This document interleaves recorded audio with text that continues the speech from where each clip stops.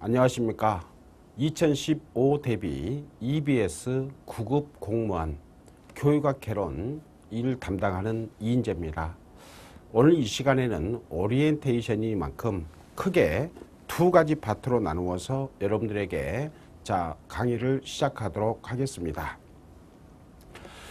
첫 번째는요, 이 나의 다짐이라는 파트가 되겠고, 그 다음에 또 하나는 공부의 중점 영역, 이렇게 되겠습니다. 먼저 나의 다짐이 되죠. 여기는 크게 이제 세 가지로 나와 있는데, 여러분들이 첫 번째만 좀 주의해서 공부해 주시면 좋겠습니다. 가장 중요한 것은 책을 많이 읽으시는 거죠. 그 중에서도 가장 기본이 되는 것이 바로 수험서입니다. 교재가 되겠죠. 아마 이 공부를 시작하시면서 올해 기출되었던 이 교육학 개론, 그 다음에 작년에 기출되었던 교육학 개론, 이런 부분들을 보면 그렇게 어렵지 않게 시험에 나왔습니다. 특히 점수 올리는데 아주 좋은 과목이 바로 교육학 개론이다, 이렇게 볼 수가 있겠습니다. 그래서 어떤 일이 있더라도 이론서는 반드시 10번은 읽어주시라. 그래야만 여러분들이 문제를 풀 때, 그 다음에 익숙하지 않은 문제가 나왔을 때 바로 거기에서 적용 능력이 길러지게 됩니다. 그런 다음에 이론서가 어느 정도 읽어졌다 라고 했을 적에는 반드시 기출문제를 같이 풀어야 되겠죠. 만약에 1장 교육학 개론을 공부를 했으면 바로 교육학 개론에 관련된 기출문제를 푸시는 겁니다. 읽는 것은 교육학 개론을 읽었는데 만약에 문제는 기출문제는 한국교육사를 풀게 된다면 바로 이론서와 기출과 사이에 연계성이 사라지게 되죠. 그래서 반드시 같이 하라. 그 다음에 이제 2번, 3번 주의할 점이 나와 있지 않습니까? 이런 부분들은 강의 중간중간에 여러분들에게 설명을 하도록 하겠습니다. 그 다음에 이제 두 번째가 이 공부의 중점 영역이 됩니다. 그래서 이번에 여러분들이 같이 공부할 바로 이 교육학 개론의 영역은 총 14개 파트가 됩니다. 그런데 이 14개 파트가 모두 다 시험에 나와야 되겠는데 간혹 가다 보면 올해 기출되었다 그러면 내년에 기출되지 않은 영역들이 있습니다. 그래서 여러분들이 어느 부분에 중점을 두고 공부할 것인가, 이런 부분들은 강의 중간중간에 여러분들이 반드시 암기해야 될 영역과 이해하고 넘어가야 될 영역과 그 다음에 적용시킬 영역을 제가 구분해서 여러분들에게 설명하도록 하겠습니다. 그래야만 여러분들이 암기할 부분을 명확하게 암기해버리면 시험장에 딱 가서 문제를 보았을 때 이게 정답은 이거구나 바로바로 나와야 됩니다. 그래서 바로 이제 공부의 중점 영역이 되는데, 여기 보시면 첫 번째 1장 교육학 개론이 되죠. 그런데 이 교육학 개론에서 보면 첫 번째 이 평생교육이 됩니다. 이것은 매년 두 문제가 시험에 나옵니다. 그래서 평생교육법에서 한 문제가 나오고요. 그 다음에 평생교육의 나머지 특징들에서 한 문제가 시험에 나오게 되죠. 그래서 가장 쉽게 나온다 그러면 평생교육 개념이 시험에 나오겠고, 그 다음에 평생교육은 어떠한 이념을 가지고 있는가, 이런 부분들이 주로 물어지겠죠. 그 다음에 이 평생교육법에서도 특징에서 한 문제가 나온다. 평생교육법에서 한 문제가 나온다. 그래서 여러분 1장 교육학 개론에서는요, 반드시 이 평생교육은 반복해서 10번 정독하셔야 된다.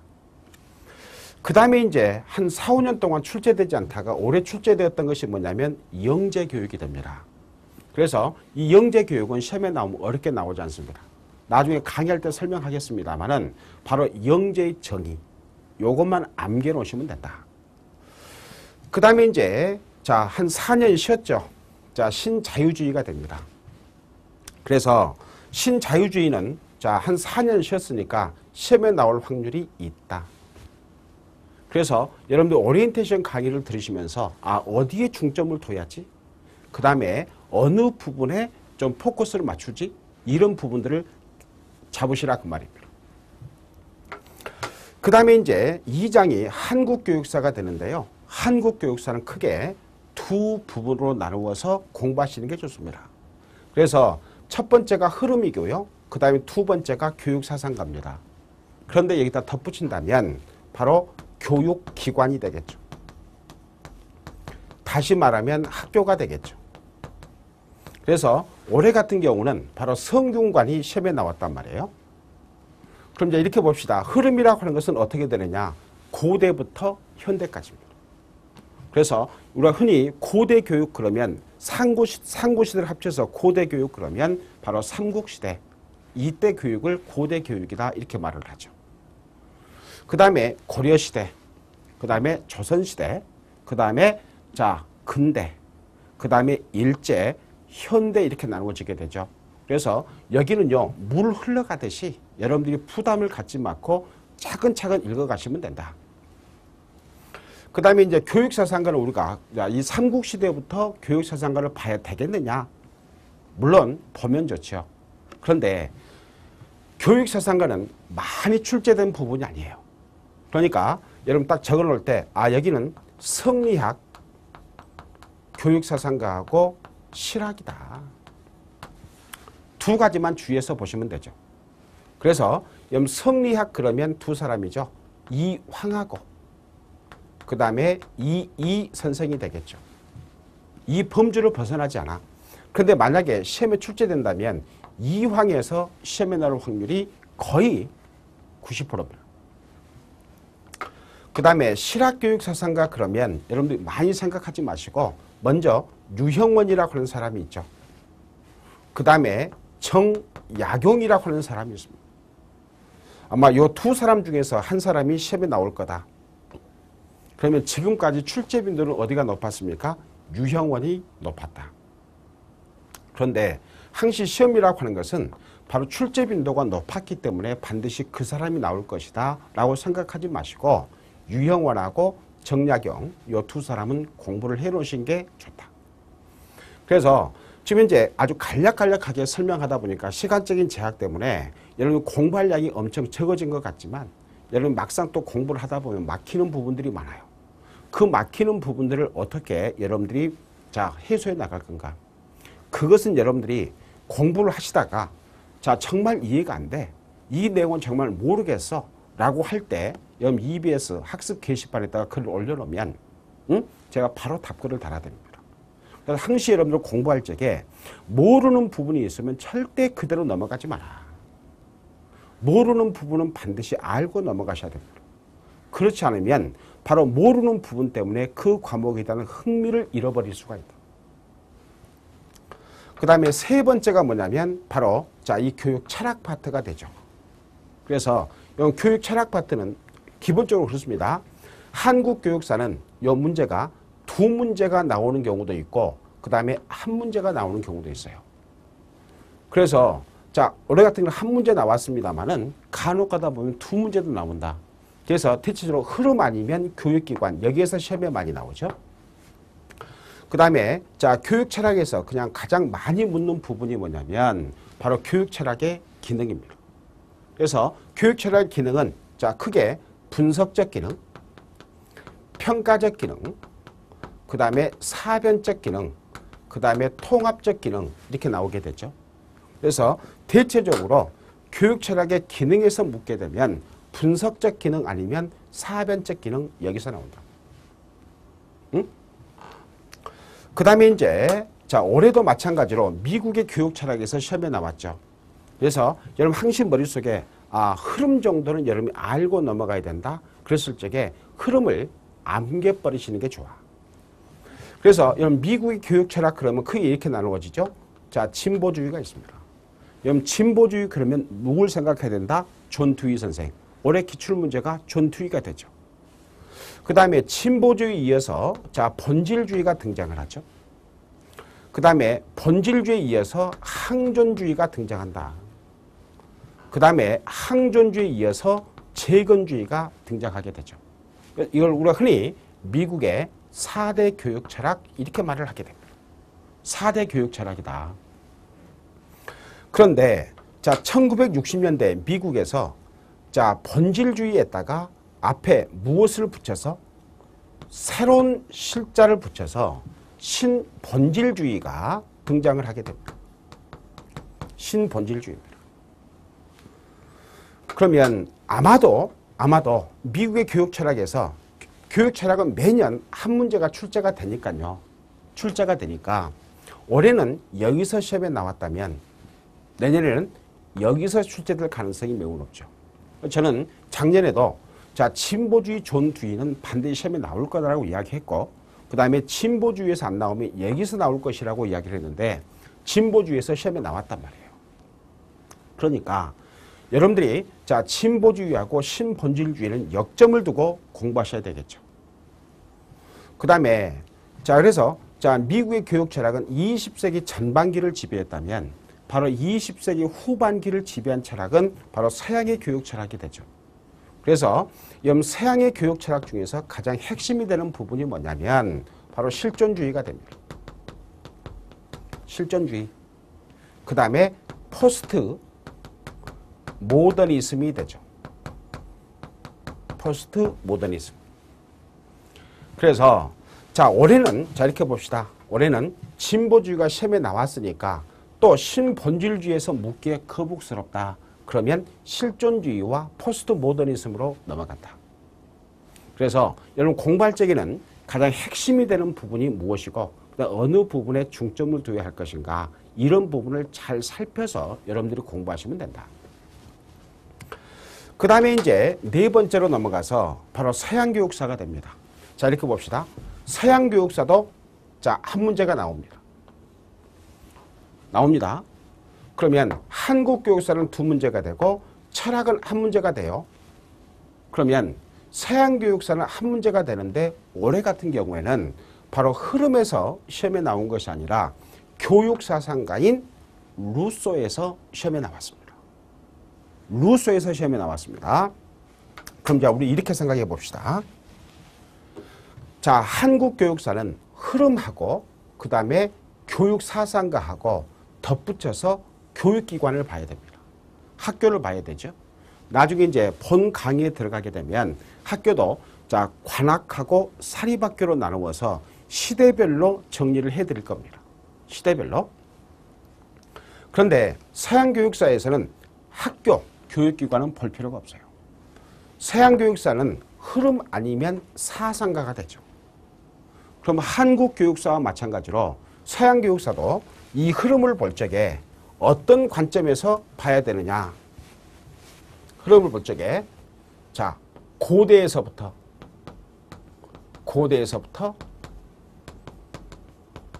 현대까지입니다. 한국 교육사와 마찬가지입니다. 그래서 자, 이번에 교재 같은 거 어떻게 편성을 해냐면 흐름은 흐름대로 쭉 나가고요. 그 다음에 사상가를 분리시켜서 시대별로 사상가를 분리시켜서 바로 배치를 해놨습니다. 왜냐하면 일반적으로 출제가 될 때는 흐름 그 상태만을 묻는 경우가 많고요. 그 다음에 사상가는 사상가 그 자체대로만 묻는 경우가 있습니다. 그러면 만약에 서양 교육사가 매년 한 문제가 나온다고 그랬을 때 우리 객관적으로 생각해 봅시다. 올해는 사상가가 나왔어요. 그러면 여러분들이 만약에 출제위원이라고 생각하면 똑같은 사람을 두 번 내겠습니까? 다른 부분으로 가겠습니까? 당연히 다른 부분으로 가야지. 재작년에는 바로 흐름에서 나왔어요. 올해는 사상가에서 나왔어요. 그러면 다시 어디로 간다? 흐름으로 갈 확률이 매우 높다.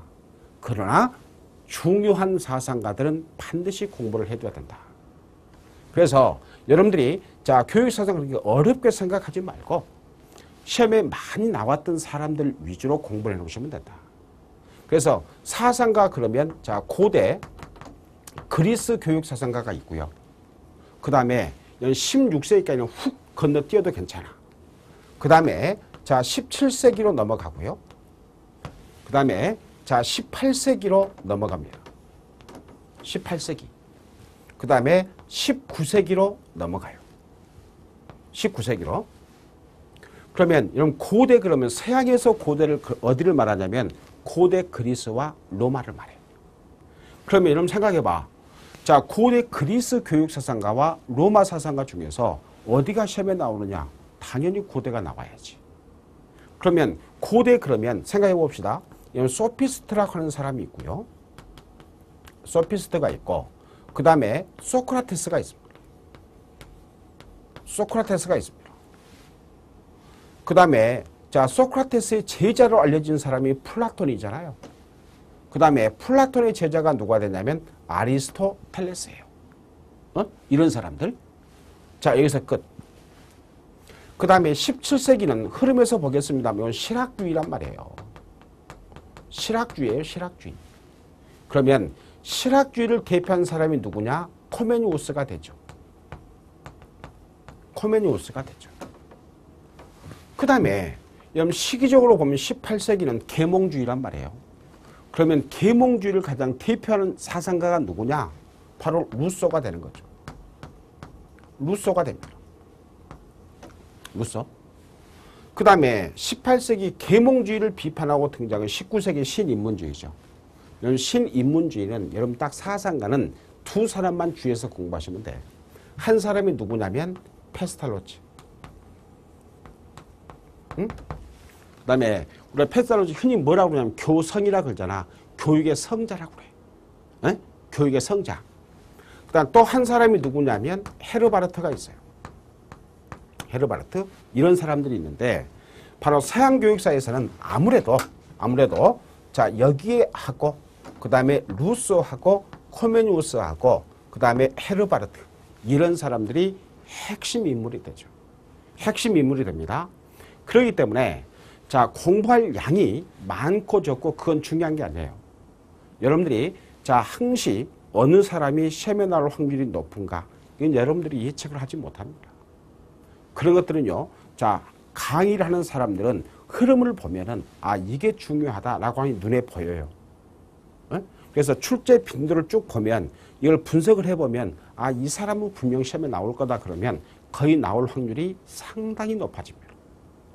그래서 여러분들이 자 열심히 교육학을 선택해서 공부를 하시면 자 교육학을 강의하는 저를 믿고 여러분 따라와 준다면 아마 만점 맞을걸요. 그 다음에 이제 자 다섯 번째로 넘어가서 자 이 교육 사이학이 됩니다.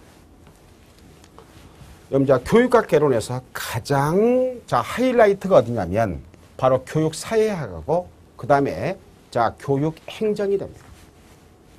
행정이 됩니다. 그래서 보통 여기는요 기본적으로 두 파트인데 여기는 세 문제. 올해 같은 경우는 좀 시험 문제가 편중이 되어서 여기가 네 문제가 나왔습니다만은 기본적으로 세 문제를 생각하시면 된다. 그런데 여러분들이 교육사회학을 공부할 때 주의하셔야 될 부분이 뭐냐면 예를 들어서 자 여러분 교육사회학에서 문화와 교육이라는 것을 배우기도 해요. 사회화와 교육이라는 것을 배우기도 합니다. 그 다음에 사회체제로서의 학교를 배우기도 합니다. 그런데 이런 것들이 시험에 나오기도 하지만 바로 교육사회학에서 가장 기본이 되는 이론이 뭐냐면 여기 나와 있는 기능주의하고 칼등주의예요. 그러면 자 학교를 바라보는 기능주의적 관점, 사회를 바라보는 기능주의적 관점, 그 다음에 자 교육을 바라보는 기능주의적 관점과 갈등주의적 관점이 있어요.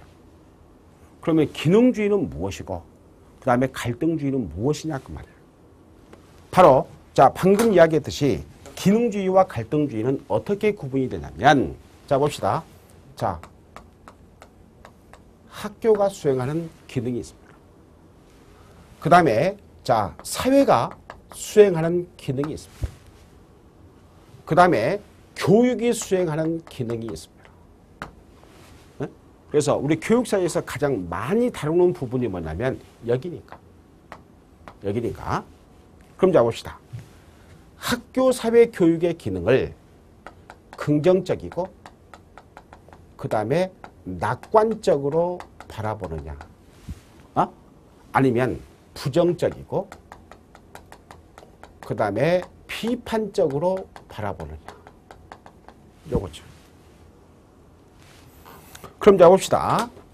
자 학교 사회 교육의 기능을 긍정적이고 낙관적으로 바라본다. 그럼 이게 무슨 주의? 기능주의 교육사회야. 긍정적으로 본다 그 말이야. 물론 부정적, 비판적으로 바라본다. 갈등주의가 되죠. 그럼 자 봅시다. 여러분 자 왜 공무원이 되려고 합니까? 자 안정적인 직장을 가져서 안정적인 수입으로 열심히 근무해서 승진을 하게 되고 그다음에 최고의 자리에 올라감으로써 이제 보수가 많아지게 되고 사회적 지위가 상승하게 되죠. 그렇잖아. 그럼 자 봅시다. 여러분이 자 시험 보지 않고 원서도 내지 않는데 자 국가에서 여러분 딱 뽑아가지고 공무원 시켜줍니까? 안 시켜준단 말이야. 여러분들이 열심히 공부해서 원서를 내고 시험 봐서 합격해야 공무원이 되는 것이고 열심히 여러분의 능력을 발휘하면 자 7급, 6급, 5급, 4급, 3급, 2급, 1급으로 승진하게 되죠. 이게 바로 뭐냐? 자, 내가 교육받은 결과이고 나의 능력 덕분이다 라고 보면 자, 교육의 기능을 긍정적으로 보는 거예요? 부정적으로 보는 거예요? 긍정적으로 보잖아. 그럼 이게 뭐가 되겠습니까? 기능주의다. 응? 그럼 여러분 항시 사고는 어떻게 되겠습니까? 기능주의적 사고를 해야 되겠죠. 긍정적인 낙관적인 사고를 해야 되겠죠. 그죠? 이건 기능주의야. 이건 기능주의. 그 반대는 뭐가 되겠습니까? 갈등주의란 말이에요. 그럼 자 봅시다. 자, 여러분 계층을 나눌 때, 그죠? 현재 여러분 같은 경우는 부모의 계층에 따라서 나의 계층 수준이 결정이 되겠지만 여러분이 자 취업을 하게 되고 독립을 하게 되면 이제 여러분 나 홀로 하나의 계층을 형성해야 되겠죠. 그러면 자 봅시다. 계층을 자 우리 크게 세 부류만 나눠 봅시다. 상류층이냐 중류층이냐 하류층이냐. 그죠? 그러면 현재 여러분들을 자 봅시다. 하류층이라고 본다면 자 열심히 일을 하고 열심히 근무에 승진하게 되고 보수가 많아지면 아파트를 사게 되면 중형차를 사게 되면 이제 중산층으로 올라가게 되죠. 그러면 하류 계층에서 중류 계층으로 계층이 상승했다. 이건 나의 능력 덕분이다 라고 생각했다면 이것은 무슨 주의? 기능주의. 그런데 내가 하류 계층에서 중류 계층으로 중류 계층에서 상류 계층으로 올라가는 것은 나의 능력과는 상관이 없이 가정 배경, 즉 다시 말하면 부모의 영향에 의해서 계층이 상승했다. 이렇게 본다면 무슨 주의? 갈등주의. 그래서 기능주의와 갈등주의의 기본 관점은 여러분들이 반드시 머릿속에 익히고 있었을 때 이 문제들이 응용이 되어서 출제가 되면 답을 맞출 수 있다. 예를 들어서 사회 문제의 원인이 무엇이냐에 따라서 기능주의적 관점이 있고 갈등주의적 관점이 있어. 사회 계층을 바라보는 관점도 기능주의와 갈등주의가 있어요.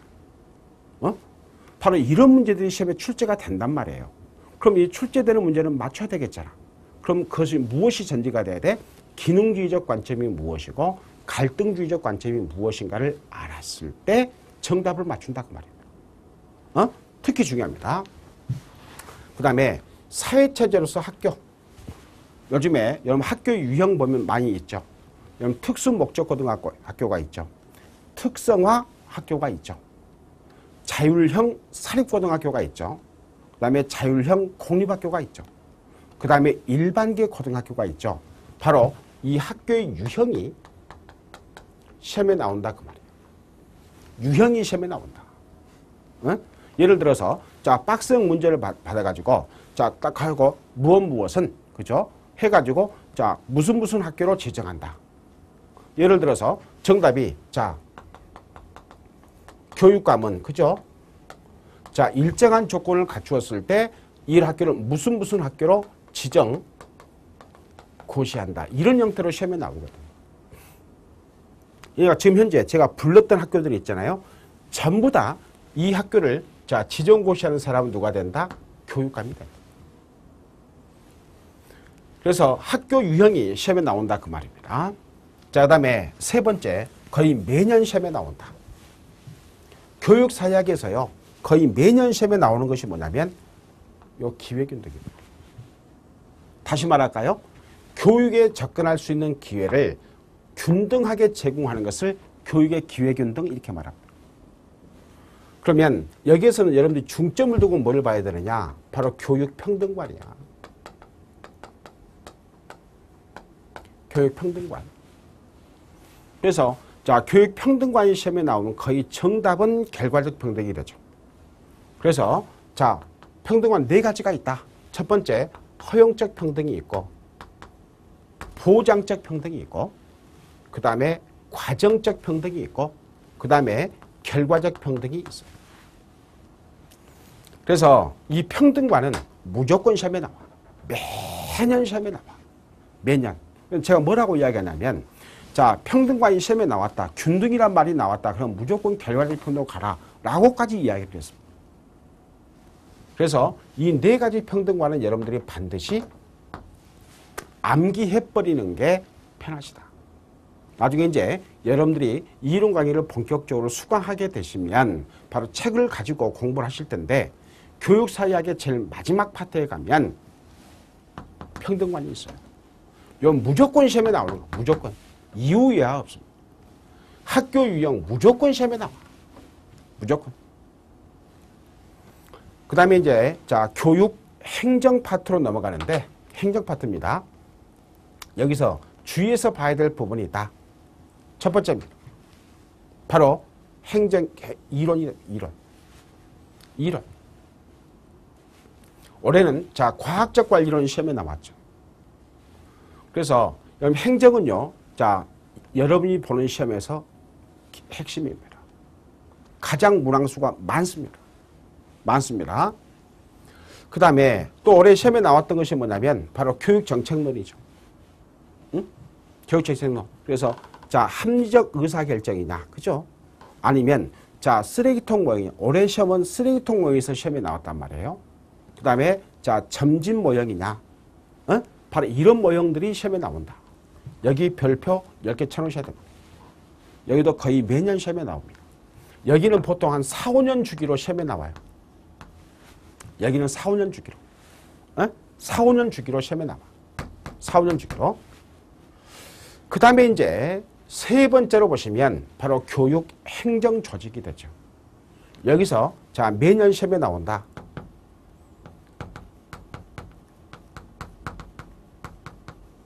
교육자치제입니다. 자, 이런 교육자치제 그러면 제일 먼저 뭐가 생각이 납니까? 교육감이 생각이 나죠. 그 다음에 교육의원이 생각이 나죠. 그런데 아마 여기서 좀 관심 있게 올해 자 6.4 지방선거에서 투표를 했던 사람들 중에서 자 그 4년 전의 선거하고 비교해 보세요. 4년 전의 선거에서는 교육감도 선출했고 교육의원도 선출했습니다. 그런데 여러분 곰곰이 생각해 보면 올해 6.4 지방선거에서 여러분 분명히 교육감은 뽑았죠. 그죠? 그런데 투표용지에 교육의원은 있었습니까? 없었습니까? 없었단 말이야. 그러면 한 번씩 생각해 봐. 자, 새로운 제도나 새로운 법이 등장을 하면 반드시 시험에 나와. 올해도 시험에 나왔지만 여러분 내년 시험에서도 무엇이 시험에 나올 수밖에 없다. 이 교육자치제.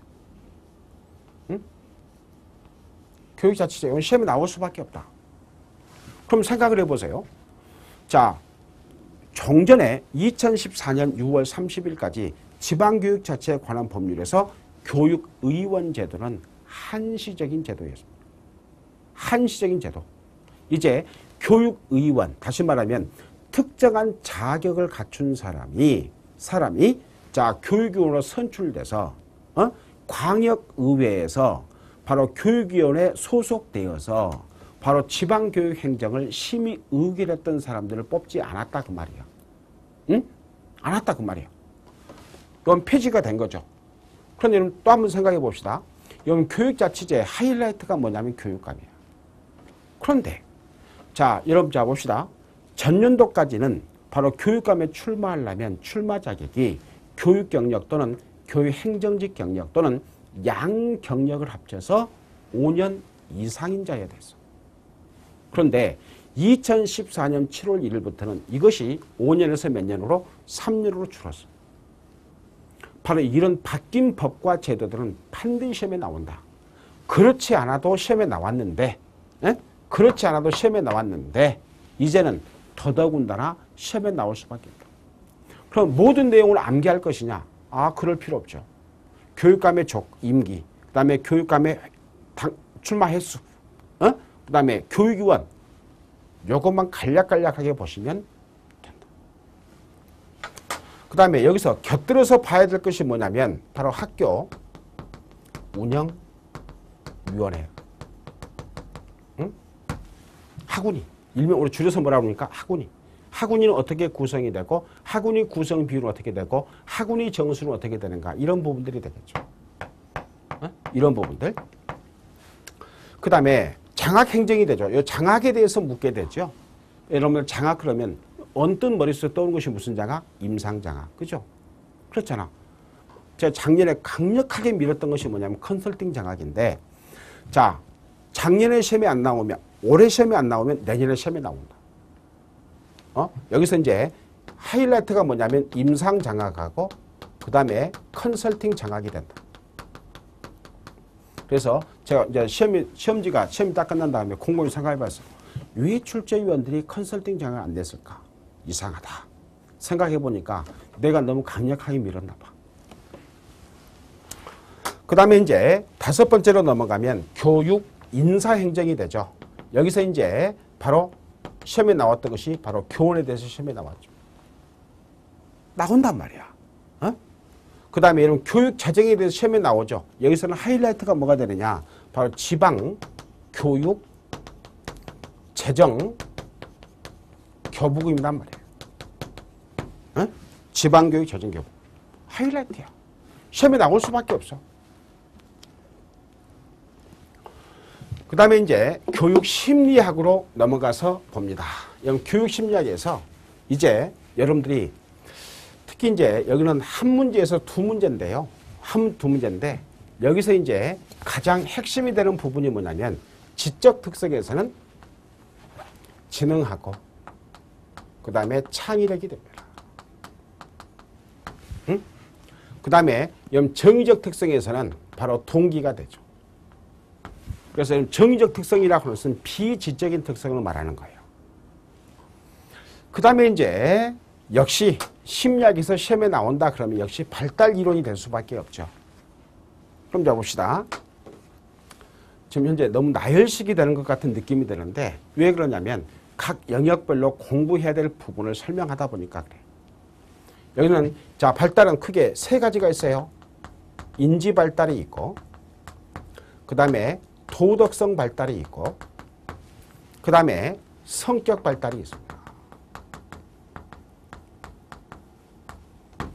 그러면 인지 발달 그러면 역시 피아제하고 그 다음에 비고치키가 되겠죠.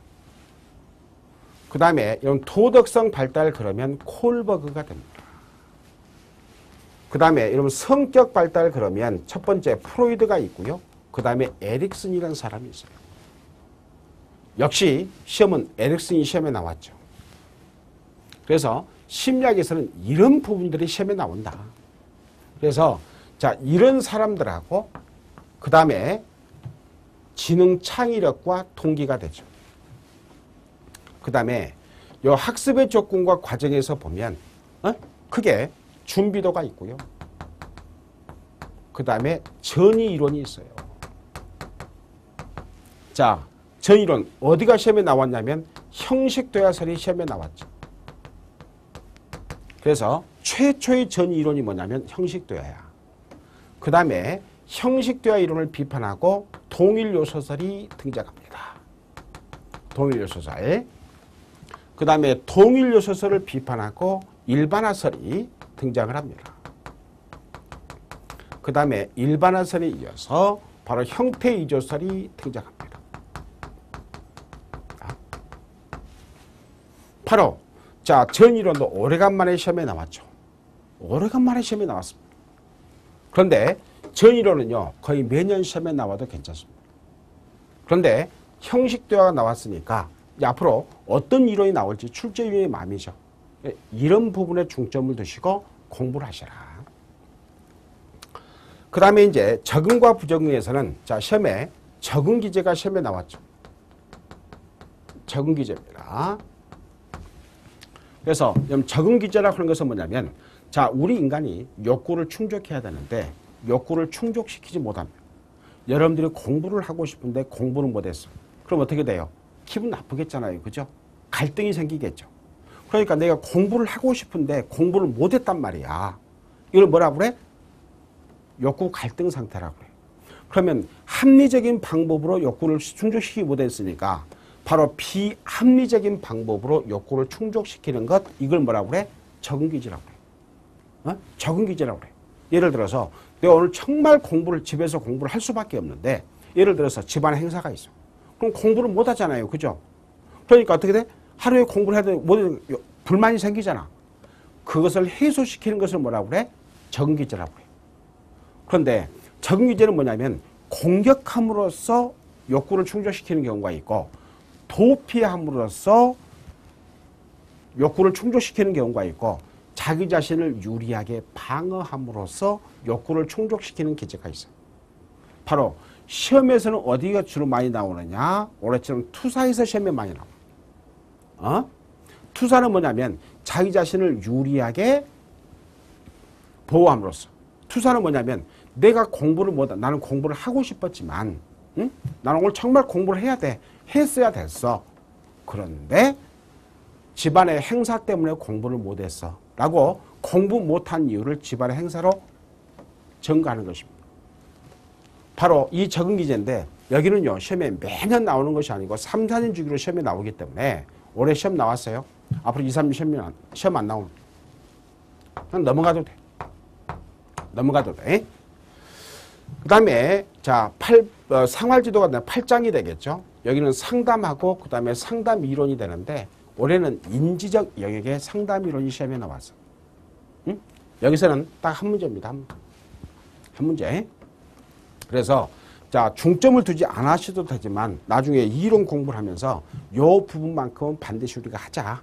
그랬을 때 여러분 따라와 주시면 된다. 그 다음에 이제 자, 교수 학습 지도가 되죠. 그래서 자, 이 교수 학습 지도에서는 심심치 않게 시험에 나오는 게 여기 나오는 수업 설계입니다. 수업 설계. 오늘 체크해 놓으세요.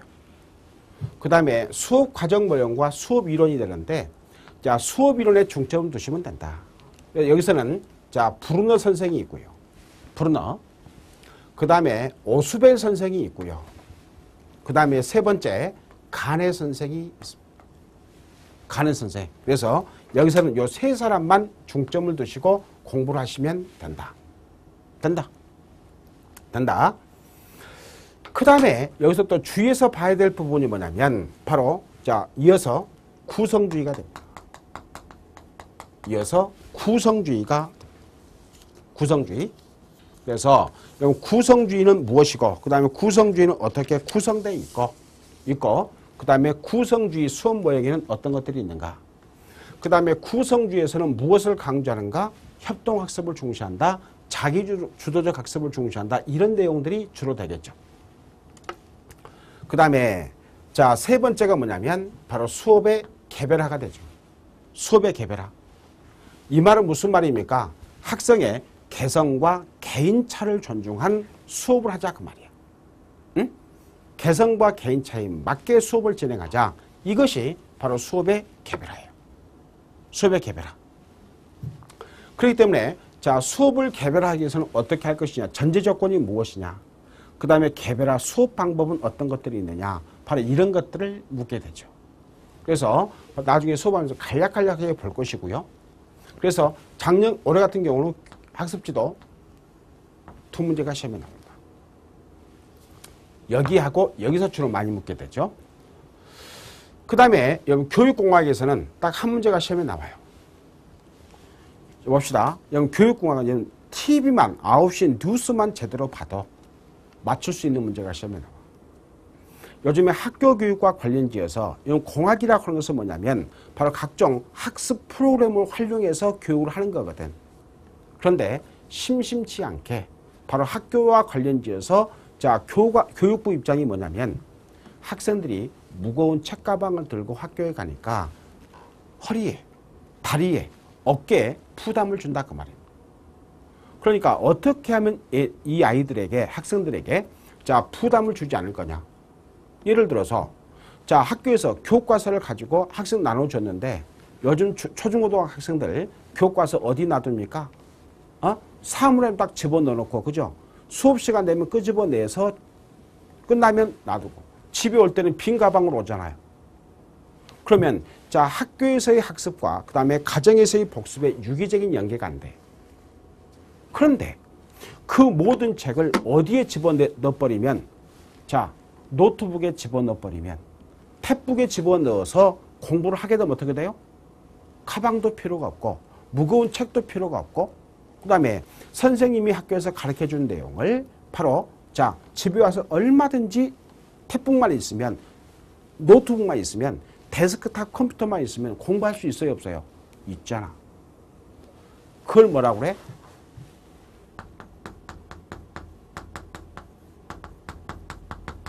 디지털 교과서.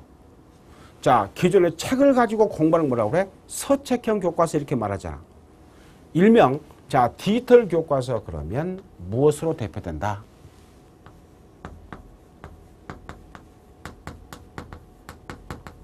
스마트 교육이다. 응? 스마트 교육이다. 요 별표 100개입니다. 요 별표 100개입니다. 100개. 그럼 자 봅시다. 그럼 생각을 해봐. 자, 학교에서 자, 탭북을 가지고 수업을 하려면 무엇이 있어야 돼? 인터넷이 있어야 되잖아. 그죠? 인터넷이 있어야 되잖아. 그러면 자, 여러분도 마찬가지죠. 저는 현재 여기서 수업을 하고 있고, 여러분들은 자, 수업되어진 내용을 집에서, 도서관에서, 학교에서, 그죠?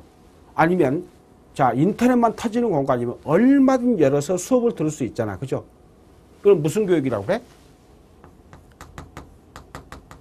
원격 교육이라 하잖아. 그죠?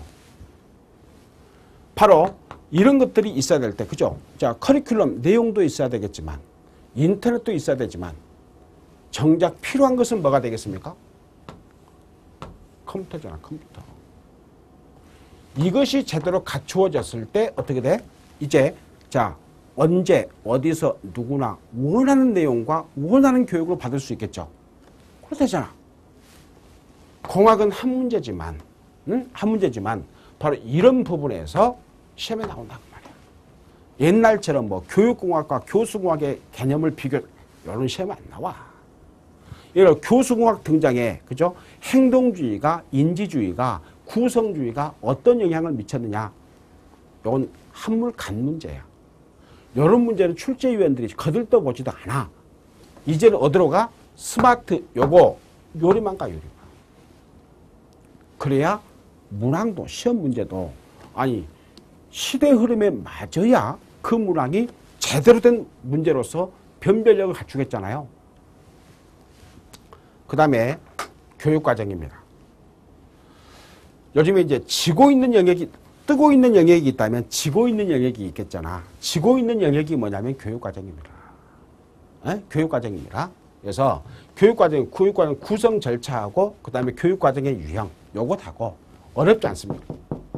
그래서 교육과정 구성 절차로 타일러를 많이 묻고요.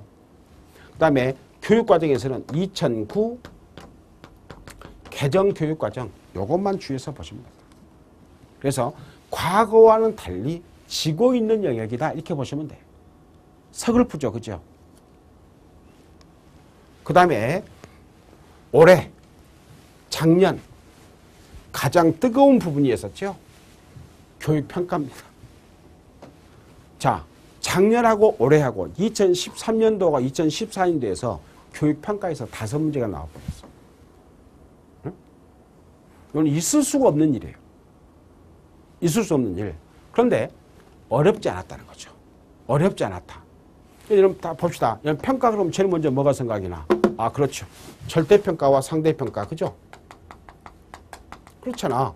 절대평가와 그 다음에 상대평가. 그렇잖아요. 그 다음에 또, 자, 수업 진행 과정에 따라서 보면 진단평가, 형성평가, 그 다음에 총괄평가. 그죠? 참조 준고에 따라서 보면 능력 참조냐, 성장 참조냐, 그죠? 이런 것들. 요거. 그 다음에 또 뭐가 나왔어?